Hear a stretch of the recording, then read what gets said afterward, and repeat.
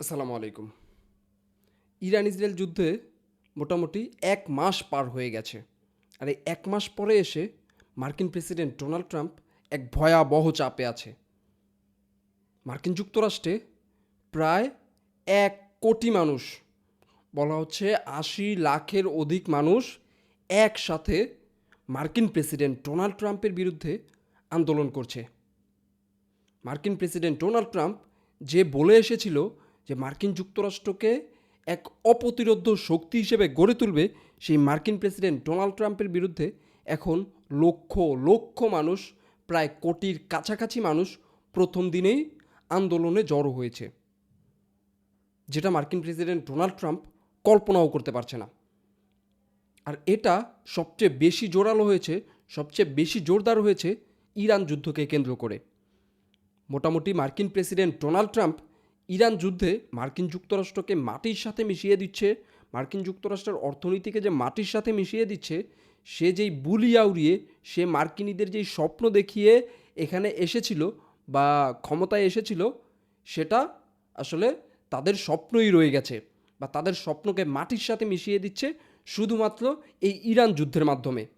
আর এটাই মার্কিনিরা বুঝতে পেরে কোনো রাগ ঢাক না রেখে এখন ভয়াবহ আন্দোলনের ডাক দিয়েছে। আর প্রথম দিনেই প্রায় ১ কোটির কাছাকাছি মানুষ সারা দেশ জুড়ে আন্দোলনে নেমেছে। আপনি কল্পনা করতে পারছেন? ১ কোটি মানুষ। মার্কিন যুক্তরাষ্ট্রে মাত্র ৩৩ কোটি নাগরিক, মাত্র ৩৩ কোটি জনসংখ্যা।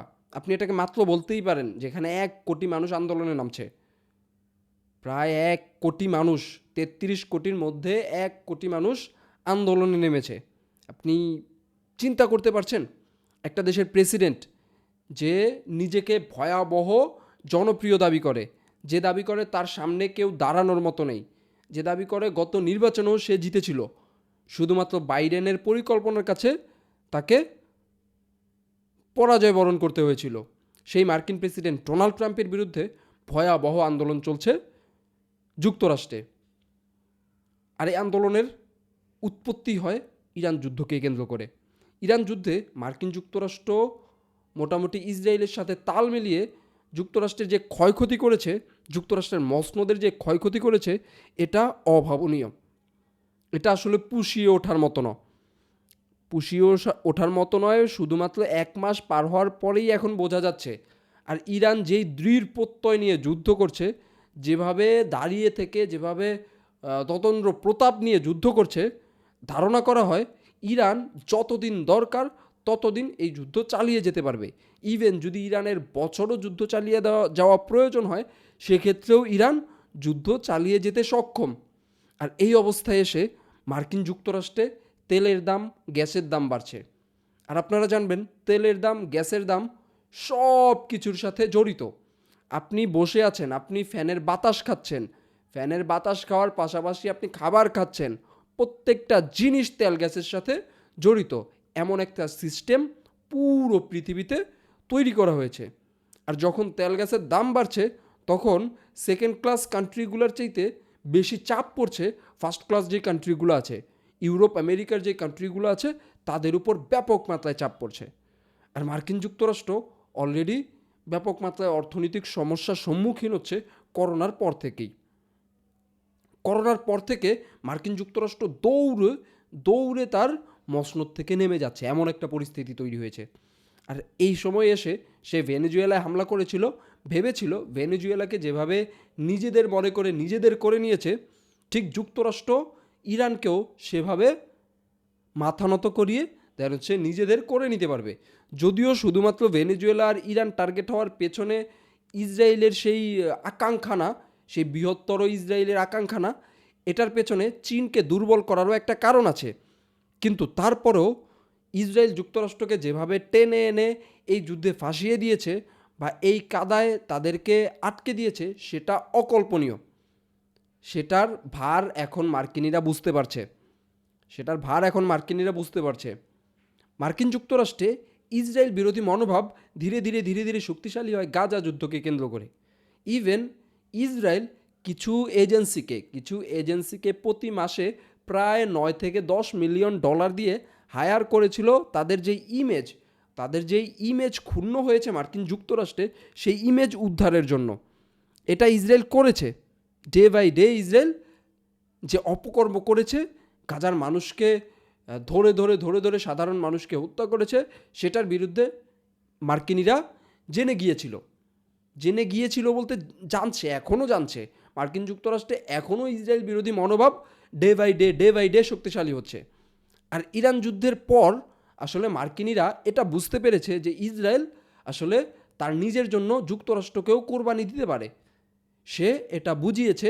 সে অলরেডি এই যুদ্ধের মধ্যে প্রথম 15 দিনেই নেতানিয়াহুর দফতর থেকে 2 বার উচ্চারণ করা হয়েছে যে তারা মধ্যপ্রাচ্যের শক্তির পাশাপাশি তারা বৈশ্বিক শক্তি হতে চায় যুক্তরাষ্ট্রের পাশাপাশি। এখানে বৈশ্বিক শক্তি কখনোই 2টা শক্তি হতে পারে না। সেক্ষেত্রে সে বোঝাতে চেয়েছে যুক্তরাষ্ট্রকে বাদ দিয়ে আমরা বৈশ্বিক শক্তি হতে চাই।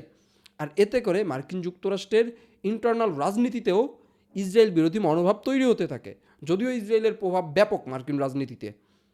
আর গাজা নিয়ে মার্কিনিরা বা মার্কিন সাধারণের মধ্যে মোটামুটি বহু আগে থেকেই 2023 সালের অক্টোবরের পর থেকেই একটা নেগেটিভ ধারণা তৈরি হয়। সেই ধারণা পরিবর্তন করার জন্য নিউ ইয়র্ক থেকে ওয়াশিংটনের রাস্তায় প্লে কার্ড ব্যানার দেখা গিয়েছে ইসরায়েলের প্রচারণায়। ইসরায়েল মিলিয়নস অফ ডলার খরচ করেছে তাদের যেই ইমেজ ক্ষুণ্ণ হয়েছে সেটাকে রক্ষা করার জন্য। মার্কিনীদের মধ্যে যেই ভুল ধারণা তারা কেটে উঠেছিল সেটাকে আবার প্রতিস্থাপনের জন্য ইসরায়েল মিলিয়নস অফ ডলার এজেন্সিকে দিয়েছে, মিলিয়নস অফ ডলার তারা খরচ করেছে। কিন্তু দিন শেষে মার্কিন যুক্তরাষ্ট্রে আসলে এই মনোভাব তীব্র হয়েছে।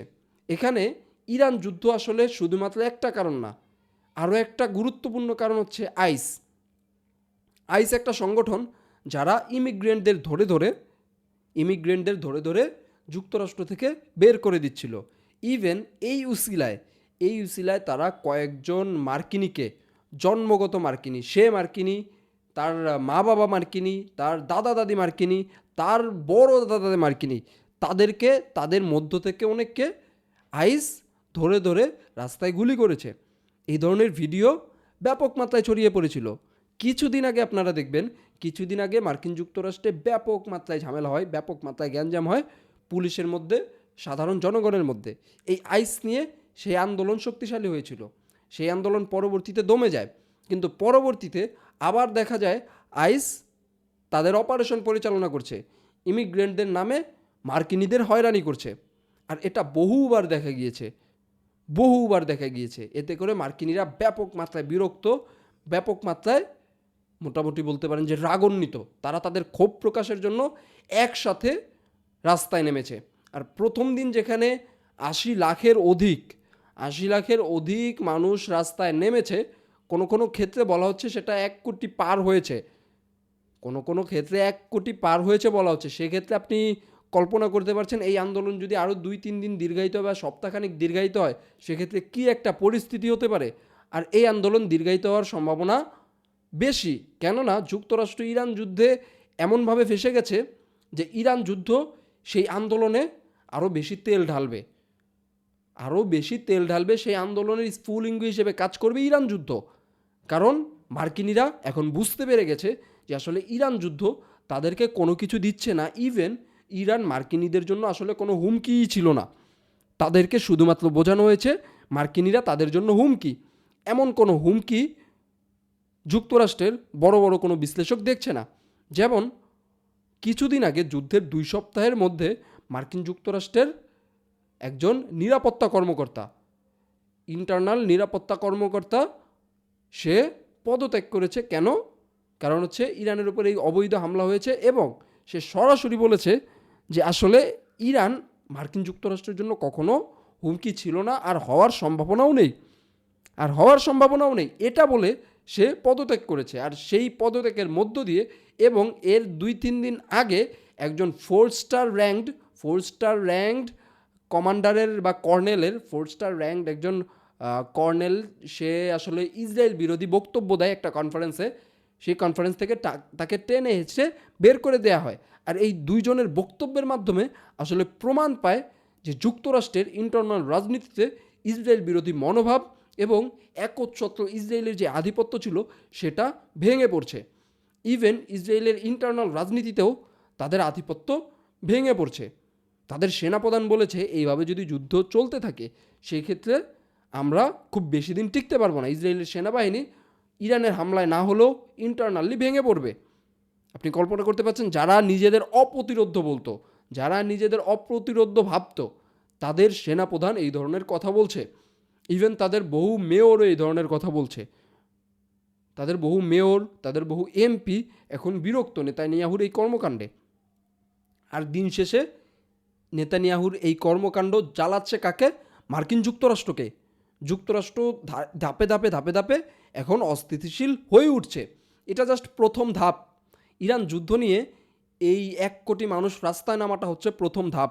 এটা ধাপে ধাপে ধাপে ধাপে গৃহযুদ্ধেও জড়াতে পারে, গৃহযুদ্ধেও রূপ নিতে পারে যদি যুক্তরাষ্ট্র ইরানের কাছে এই যুদ্ধে হেরে যায়। যেটা যেটা যুক্তরাষ্ট্র আর ইউরোপিয়ানরা, ইসরায়েলিরা বা ইসরায়েল স্বপ্নেও ভাবতে পারছে না। ইভেন আপনারা 2 থেকে 3 দিন আগে দেখবেন ইসরায়েলেও ব্যাপক মাত্রায় আন্দোলন হয়েছে এই ইরান যুদ্ধের বিরুদ্ধে। ব্যাপক মাত্রায় আন্দোলন হয়েছে। তেল আভিভ থেকে শুরু করে হাইফা। তেল আভিভ হাইফা তাদের অত্যন্ত গুরুত্বপূর্ণ শহর। তেল আভিভ হচ্ছে তাদের city. Tel Aviv, Haifa, Jerusalem, প্রত্যেকটা শহরে ব্যাপক মাত্রায় আন্দোলন হয়েছে।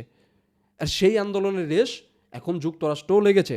আর সেই রেশ কোনো ছোটোখাটো রেশ না, এটা ভয়াবহ রেশ এবং ভয়াবহ আন্দোলন সৃষ্টি করেছে। অলরেডি মার্কিন যুক্তরাষ্ট্রের প্রায় 3,000 স্পটে একসাথে আন্দোলন হয়েছে। একসাথে। এটা মার্কিন যুক্তরাষ্ট্রের প্রেসিডেন্টের মসনদ নাড়িয়ে দেওয়ার জন্য যথেষ্ট। তো ধারণা করা যায় এই আন্দোলন আরও দীর্ঘায়িত হবে, আরও শক্তিশালী হবে। আর এই ইসরায়েলের যুক্তরাষ্ট্রের ইন্টারনাল ভাঙন ইরানকে ভয়াবহ এক সুবিধা এনে দিচ্ছে। আর এতে করে যুক্তরাষ্ট্রের হেরে যাওয়ার সম্ভাবনা আরও বেশি মজবুত হচ্ছে। এখন দেখা যাক এই আন্দোলন কোথায় গিয়ে থামে, এই আন্দোলনকে কিভাবে মার্কিন যুক্তরাষ্ট্র দমন করে, বা ইরান এই আন্দোলনগুলো থেকে কিভাবে তাদের ফয়দা হাসিল করতে পারে। তাহলে আজ